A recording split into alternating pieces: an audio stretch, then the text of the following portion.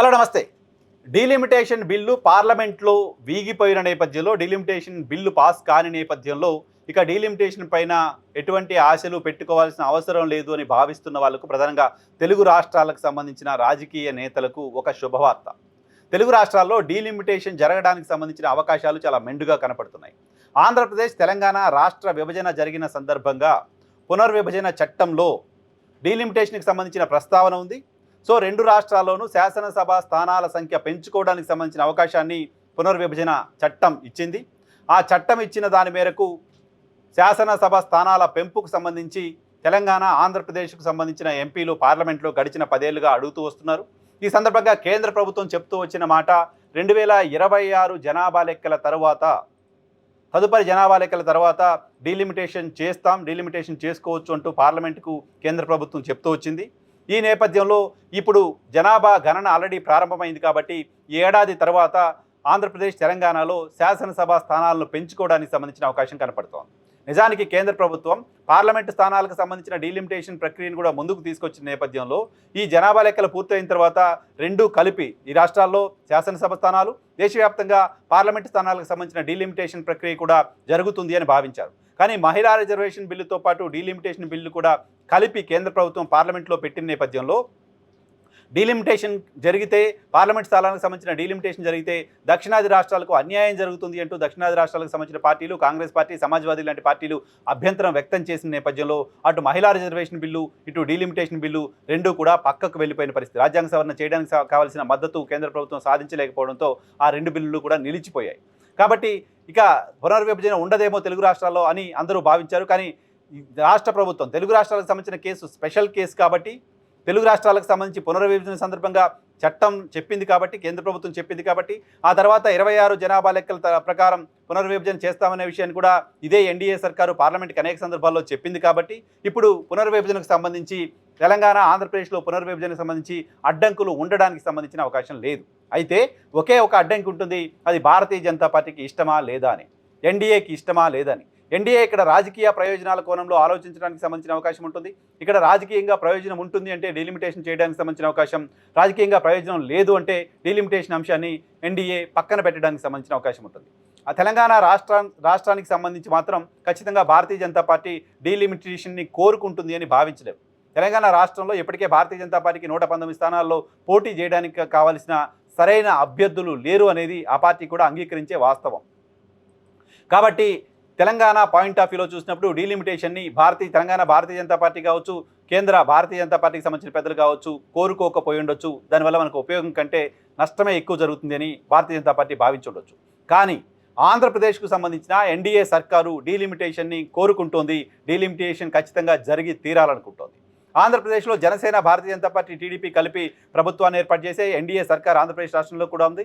ఎన్డీఏలోని కీలక భాగస్వామి అయిన తెలుగుదేశం పార్టీ మద్దతుతో కేంద్ర ప్రభుత్వం రన్ అవుతోంది. తెలుగుదేశం పార్టీ చాలా కీలకమైన భాగస్వామిగా భారతీయ జనతా పార్టీకి, ఎన్డీఏకి ప్రస్తుతం ఉంది. కాబట్టి తెలుగుదేశం పార్టీకి సంబంధించిన నడవడానికి సంబంధించిన అవకాశం ఉంటుంది కేంద్ర ప్రభుత్వంలో.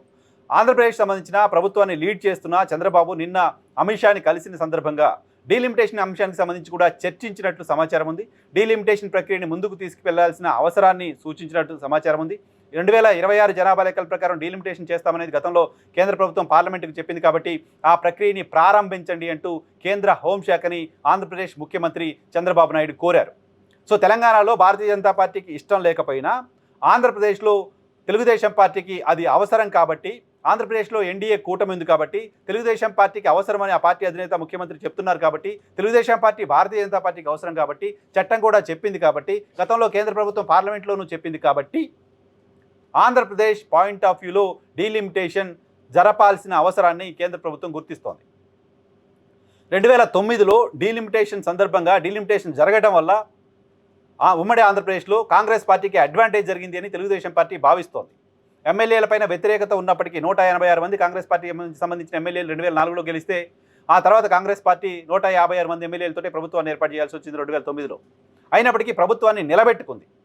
సో ఎమ్మెల్యేలపైన ఉన్న తీవ్రమైన వ్యతిరేకత కారణంగా కాంగ్రెస్ పార్టీ ఓడిపోతుంది, మహాకూటమి అప్పుడు అధికారంలోకి వస్తుంది అంటూ భావించారంతా. మరోవైపు చిరంజీవి ఫ్యాక్టర్ కూడా కాంగ్రెస్ పార్టీకి డిసడ్వాంటేజ్గా ఉంటుంది అంటూ భావించారు. కానీ అనూహ్యంగా కాంగ్రెస్ పార్టీ అప్పుడు ఎన్నికల్లో విజయం సాధించింది.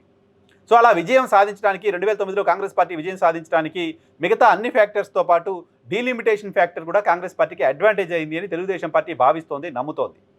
నియోజకవర్గాలకు సంబంధించిన సరిహద్దులు మార్చడానికి సంబంధించిన అవకాశం రాష్ట్రంలో ఉన్న ప్రభుత్వం చేతిలో ఉండడం.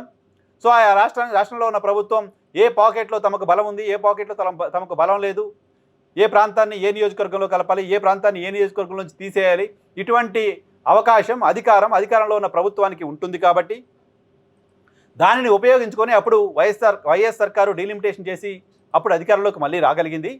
ఇప్పుడు మనం అధికారంలో ఉన్నాం కాబట్టి మనం డీలిమిటేషన్ చేయడానికి సంబంధించిన ప్రక్రియలో పార్టిసిపేట్ అవుతాం. కాబట్టి నియోజకవర్గాలకు సంబంధించిన హద్దులు నిర్ణయించే అధికారం మన యంత్రాంగం చేతిలోనే ఉంటుంది. కాబట్టి మనకి కావలసినట్లుగా నియోజకవర్గాలని పునర్విభజన చేసుకుంటే అది మనకి అడ్వాంటేజ్ అవుతుంది. దానితో పాటు ఎమ్మెల్యేలపైన ఉన్న వ్యతిరేకత కూడా పోవడానికి సంబంధించిన అవకాశం ఉంటుంది. పాత ప్రాంతాలు కొంత పోతాయి, కొత్త ప్రాంతాలు కొన్ని నుంచి యాడ్ అవుతుంటాయి. కాబట్టి ఎమ్మెల్యేలకు సంబంధించిన వాళ్ళపైన ఉన్న వ్యతిరేకత కూడా కొంత తగ్గడానికి సంబంధించిన అవకాశం ఉంటుంది.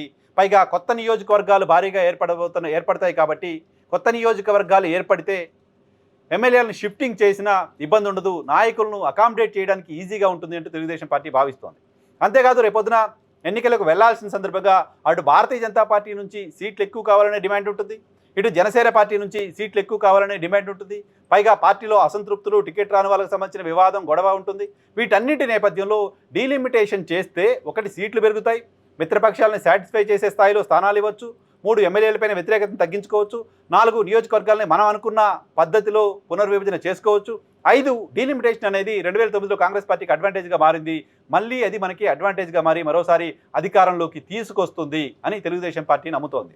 తెలుగుదేశం పార్టీ కేంద్ర ప్రభుత్వాన్ని పెద్దగా ఆంధ్రప్రదేశ్ పాయింట్ ఆఫ్ వ్యూలో, ఆంధ్రప్రదేశ్ అభివృద్ధి పాయింట్ ఆఫ్ వ్యూలో, ఆంధ్రప్రదేశ్కి నిధులు ఇవ్వండి అనే కోణంలోనూ, ఆంధ్రప్రదేశ్కి ప్రత్యేక హోదా ఇవ్వండి అనే కోణంలోనూ, ఆంధ్రప్రదేశ్కి ప్రత్యేక ప్యాకేజ్ ఇవ్వండి అనే కోణంలోనూ, ఆంధ్రప్రదేశ్లో పోలవరం ప్రాజెక్టుకు సంబంధించిన నిధులు ఇంకా ఎక్కువగా ఇవ్వండి అనే కోణంలోనూ పెద్దగా ఏం డిమాండ్ చేయట్లేదు. కాబట్టి రాజకీయ పరమైన కారణాలతో అడుగుతున్న డిమాండ్ కాబట్టి ఇది కేంద్ర ప్రభుత్వానికి కూడా పెద్దగా అభ్యంతరం ఉండడానికి సంబంధించిన అవకాశం లేదు. పునర్విభజన చేయడం, నియోజకవర్గాలు డెలిమిటేషన్ చేయడం అంటే కేంద్ర ప్రభుత్వానికి ₹1 కూడా ఖర్చు అయ్యే పరిస్థితి ఉండదు అదనంగా. కాబట్టి దానివల్ల మళ్ళీ కూటమి సర్కారు వస్తుంది, మళ్ళీ ఎన్డీఏకి అడ్వాంటేజ్ అవుతుంది అని తెలుగుదేశం పార్టీ కూడా చెప్తున్న నేపథ్యంలో న్యాచురల్గా చంద్రబాబు నాయుడు చెప్పిన మాటను వినడానికి సంబంధించిన అవకాశం ఉంటుంది. సో చంద్రబాబు కోరుకుంటున్నారు కాబట్టి అటు ఆంధ్రాలోనూ ఇటు తెలంగాణలోనూ డీలిమిటేషన్ జరగడానికి సంబంధించిన అవకాశం ఉంది. డీలిమిటేషన్ ప్రక్రియని వచ్చే ఎన్నికల్లో అత్యంత కీలకమైన అంశంగా కూటమి భావిస్తోంది. డీలిమిటేషన్ ప్రక్రియ ఎన్నికల్లో గెలవడానికి సంబంధించిన ఒక మెయిన్ వెపన్గా కూడా పార్టీ భావిస్తున్న నేపథ్యంలో ఆ అంశంపైన సీరియస్గా దృష్టి పెట్టి డీలిమిటేషన్ని సాధించేలా తెలుగుదేశం పార్టీ ప్రయత్నం చేస్తోంది. దానిలో భాగంగానే ఎన్నికలకి ఇంకా 3 సంవత్సరాల సమయం ఉండగా ఇప్పుడే డీలిమిటేషన్కి సంబంధించిన అంశాన్ని కేంద్ర హోంశాఖతో చర్చించడం, కేంద్ర హోంశాఖ మంత్రి దృష్టికి తీసుకెళ్లడం, పదే ఆ అంశాన్ని పర్స్యూ చేస్తూ రావడం చూస్తే తెలుగుదేశం పార్టీ, టీడీపీ అధినేత చంద్రబాబు ఆ అంశాన్ని ఎంత సీరియస్గా తీసుకున్నారో అర్థమవుతోంది. సో చంద్రబాబు సీరియస్గా తీసుకున్నారు కాబట్టి తెలుగు రాష్ట్రాల్లో డీలిమిటేషన్ ప్రక్రియ జరుగుతుంది అనడానికి సంబంధించిన ఆస్కారం చాలా ఎక్కువగా కనపడుతోంది.